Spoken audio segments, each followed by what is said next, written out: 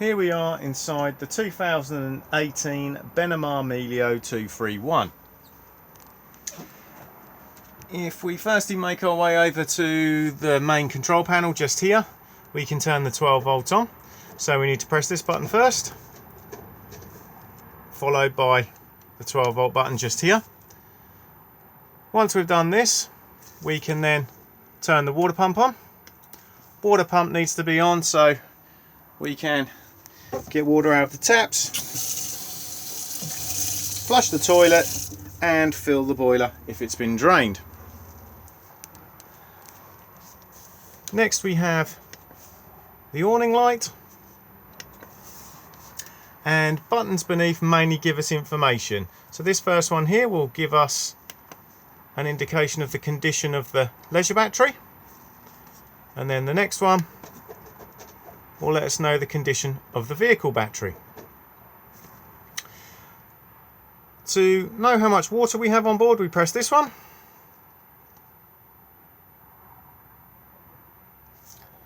When the grey water tank requires emptying, a red light will begin to flash next to the waste tank symbol just here. This button here just controls the illumination of the control panel, so we can brighten it up and dim it down.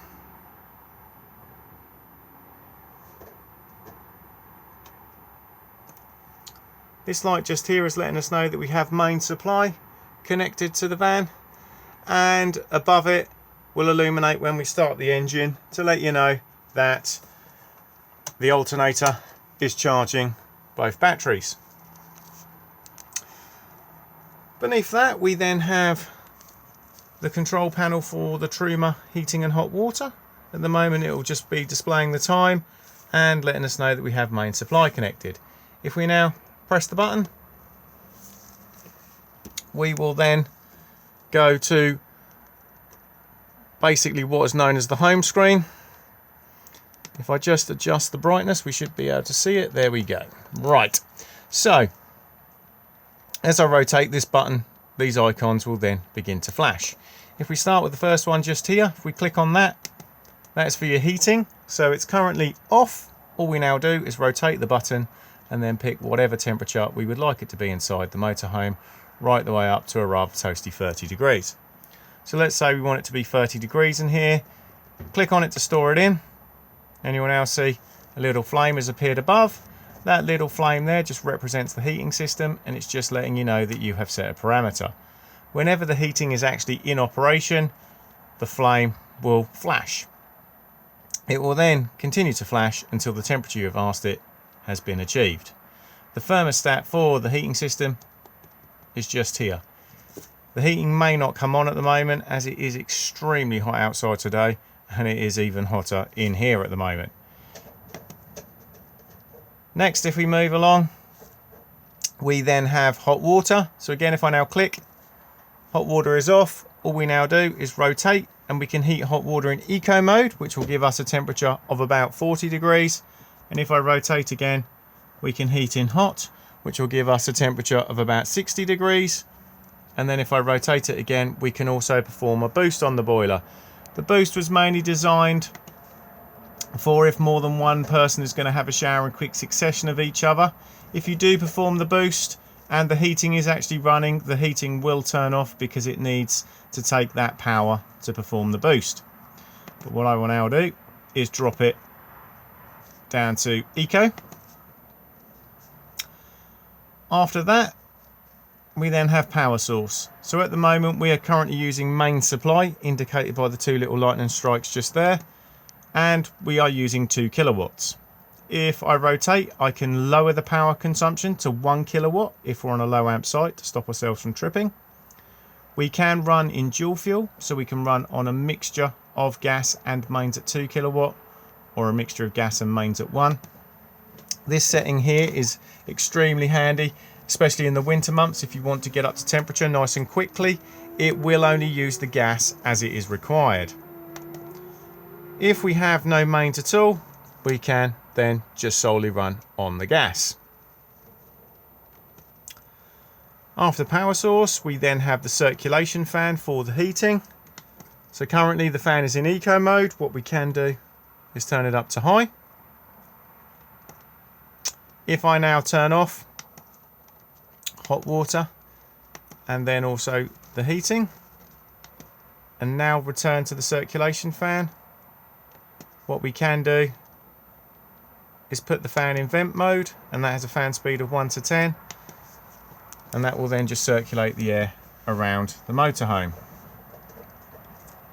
If we now drop to the lower icons, this first one here is for a basic timer, so we can literally set a start time and then an end time, and then once we've done that, we can literally then pick what we want on within that time period. So let's say we don't want no heating on, we want the water to heat up to 60 degrees, and we want to be using dual fuel. Lastly, timer off, timer on, activate the timer, timer icon comes up there, and then within that time period, which it is at the moment, those settings would then apply. If I now turn the timer back off again, when we return to it, we can then alter it again. Next we have clock set.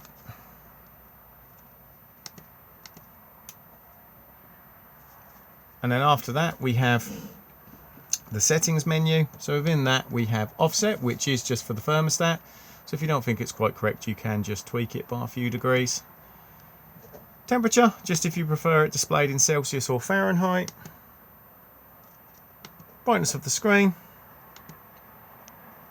12 or 24 hour clock. Language.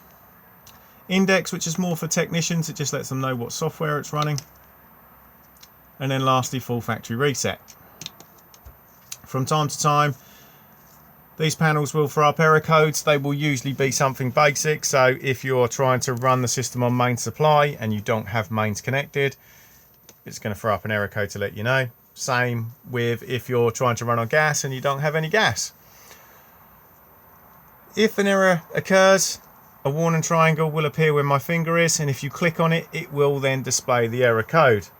If you then look in the manual or you Google it, you can usually then find what the problem is. And 9 times out of 10, if you rectify the problem, the error code will just automatically disappear. If that's not the case, it sometimes just requires you just double clicking on the error code, and then it will say no error and disappear. If that still doesn't happen, I always suggest that if you've still got anything running, turn it off. Again, still no luck. Good old fashioned turn it off, turn it on again. Hold the button in until it says off, and then turn it back on. If you still have the error code, I always then say last ditch effort, do a factory reset, because sometimes these control panels can just glitch and they just need a hard reset. This control panel can also be controlled via Bluetooth. And the iNet box is just in the overhead locker just here. If you are going to control your heating and your hot water via the Truma app, you firstly need to download it onto your device. Once you've done that, you then need to make sure your Bluetooth is turned on and then launch. Once the app is loaded, you'll see a button that says remote control. If you click on that, you then just need to follow the on-screen instructions. It will firstly ask you to come to this box and press the Bluetooth button. Once you've pressed that, you will commence connecting up, and then once you've all connected, you will be able to control your heating and your hot water locally via Bluetooth. What you can also do, hence why the GSM light is flashing, is add a pay-as-you-go SIM card. The slot is roughly about here where my finger is. If you then register that SIM card via the app, you can then control your heating from much further afield. Above the iNet box, we then have the solar panel regulator. We do not need to do anything with it. It will just let you know what it's up to. So at the moment, you'll see that the solar panel is receiving UV light and that it's currently in float mode. So it's either doing nothing or very little, as both batteries are at optimum level. When it's popping a hard charge into the batteries, this light will go out and an amber one will appear where my finger is. And if there's a problem with the solar panel, the alarm light will show up just here.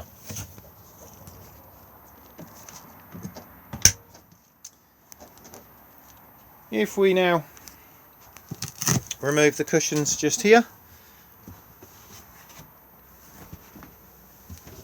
and lift up, you will see the battery charger just here.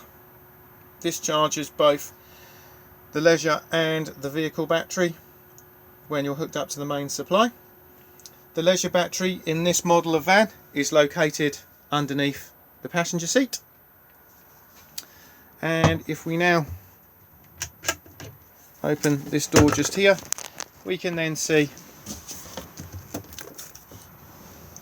the main strip switches just here. So we have the individual MCBs, RCD and test button. And then we have the 12 volt fuses just here.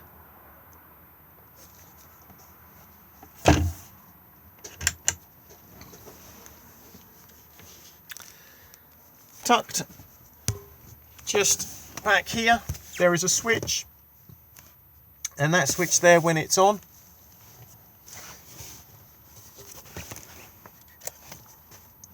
will glow orange, and this is for the tank heater that is inside the waste tank. So if you are using the van in extremely cold climate and there's a danger of freezing, we can put this on, and then any water going into the waste tank will not freeze and cause damage. The freshwater tank does not have a heater in it, as it is an internal tank, and that is just located underneath the cushions just here.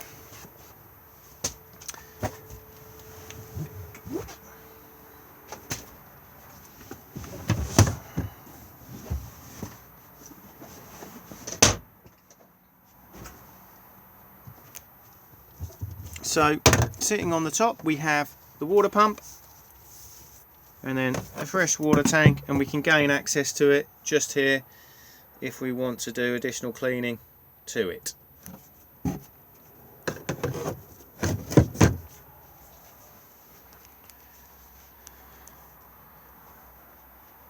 Next we have the location of the Truma Combi Boiler. So it's underneath the bed, and then we just need to lift up this cover just here. So the boiler is here. The drain valve is just tucked down here, and we can just see that little blue diamond there. This drain valve is automatic, so if the temperature around this area drops below 3 or 4 degrees, it will automatically open and drop all the water out of the boiler to frost protect itself. If we are going to manually drain it, we need to come to this blue diamond just here, and we need to twist it. When we twist it, a blue button will pop out at the base of the unit, which we may not be able to see at the moment, but basically if I can just get my hand in, it's just down here. All we need to do now is just twist the blue diamond and push the button back in, and that will then reset. And then it's just a matter of turning the water pump on, and then the water from the fresh tank will then reprime the boiler. If this automatically drains itself, all that will happen is the blue button will pop out and you just need to push it back in. If you're pushing it back in and it's popping back out again, it's too cold in here and you will need to turn your heating on to generate some heat to make it reset. The only time we're touching that blue diamond is when we are manually draining the boiler down. Also under the bed we have the spare wheel just here, and tucked to the very back just here, bit dark, but the jack and wheel brace just sits here.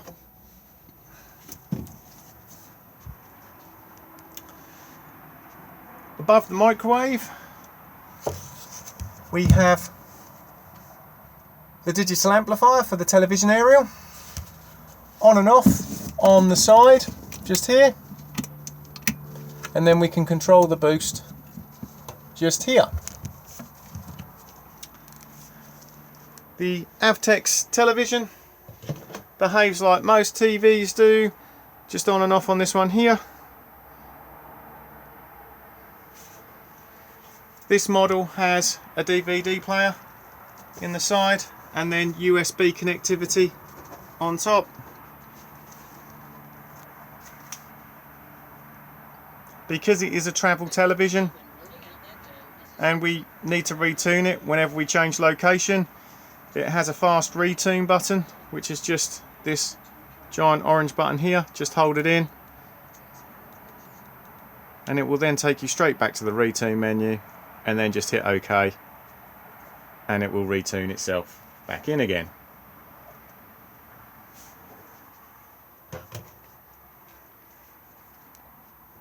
Next we have the hob. So we have the electric hot plate just here, which will work off main supply. Red light comes on to let you know it's in operation. And then we have the two gas rings, which are just push in, twist and press the igniter.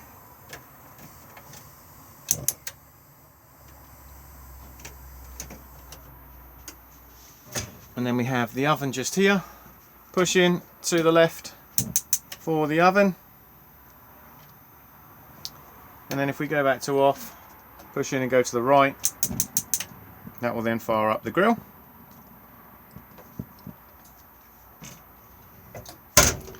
Gas isolation taps for the van are located just above the cutlery drawer. They're all in the on position and they can stay like that. I personally say smell gas in the van, go to the source and turn the gas bottle off.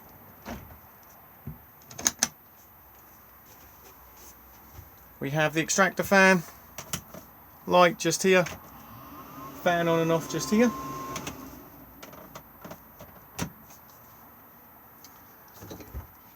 If we now go into the washroom, we have the Thetford toilet just at the back. The bowl does swivel all around. To open to the cassette, just pull the lever just here and then push the flush just here.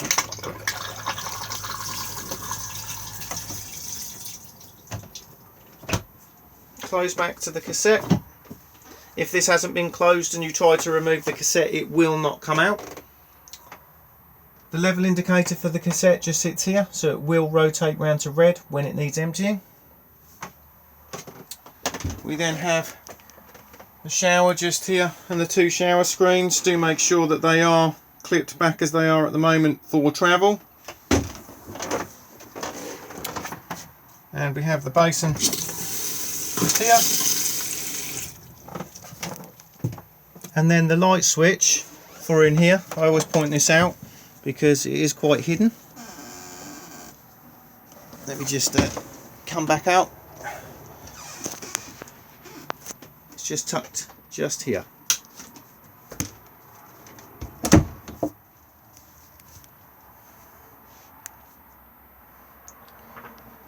These front lights do have USB charge points just sitting in the top of them.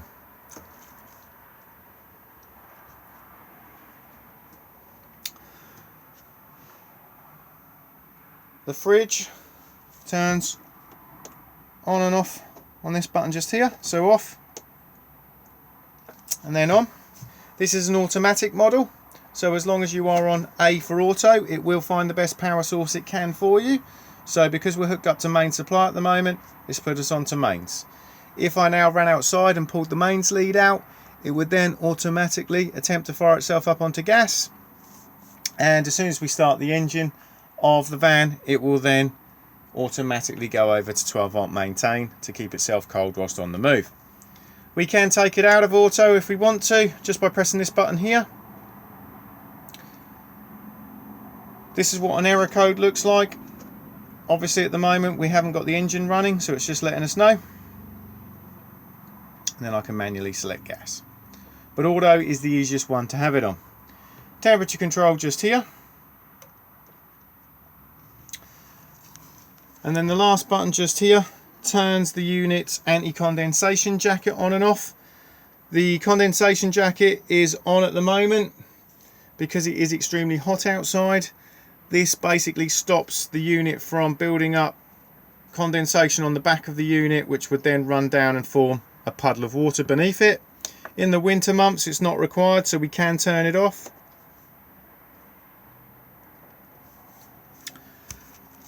We then have the freezer box just here, and then the fridge just here. Because this is a very large fridge, we do have a secondary travel catch just sitting at the bottom of it, which we can latch over.